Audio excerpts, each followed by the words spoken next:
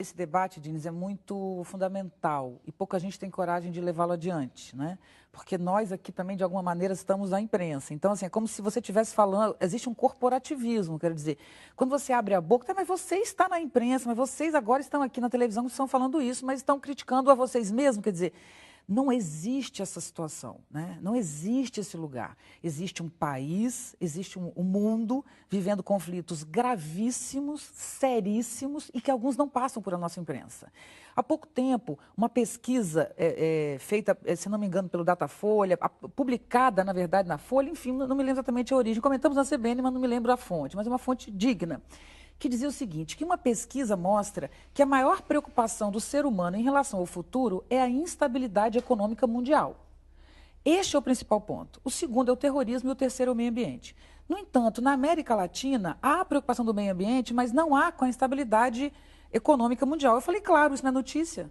Nós não temos uma notícia sobre o perigo da instabilidade econômica mundial, da situação da Europa, da situação dos Estados Unidos, da China e o que significa o Brasil ali. Então, a crise brasileira, ela é vista isoladamente. Ela não tem contexto. Mas espera aí, mas o papel da imprensa não é dar contexto a esse debate? Não há contexto. A gente tem os vilões, né? E os heróis não temos, inclusive. Nós não temos heróis. Você pode reparar que nesse debate não tem herói, só tem vilão. Então, existe um quadro em que a gente identifica meia dúzia de vilões, né? E a gente joga pedra nos vilões eternamente, como uma viseira, como se aquilo fosse o nosso único foco. Todas as matérias, todas as manchetes, todas, ou são a crise, ou, como você mesmo mostrou, apesar da crise. Então, a palavra crise está o tempo inteiro. O que eu acho que a imprensa, quando ela não localiza um problema maior, além de um problema cognitivo, intelectual grave, né? É partidário, é gueto, é sectário, mas além disso, a gente sai do nosso maior problema. Nós temos uma presidente que foi eleita, reeleita, no início do seu mandato. O que representa esse governo pode ser discutido eternamente, mas existe um fato. Nós temos alguém no governo e o país precisa caminhar.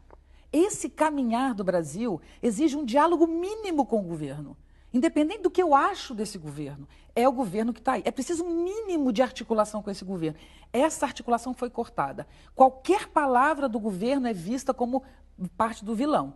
Então, isso é muito ruim. Eu que trabalho com educação, na ponta, faço um trabalho de ponta, vou aos municípios, já fui a todos os estados brasileiros, a pelo menos o município do interior, acompanho ganhos que a gente tem na educação e eu não vejo em nenhum lugar esses ganhos apontados.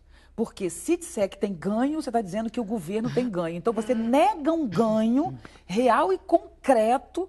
Todo mundo sabe que ele está ali porque você não pode falar bem do governo, porque falar bem do governo é apontar coisas. Então, enfim, é um debate muito pobre. Simplista. Né? Simplista e que quem perde é o Brasil. O país, a nação e o povo brasileiro é a gente que perde.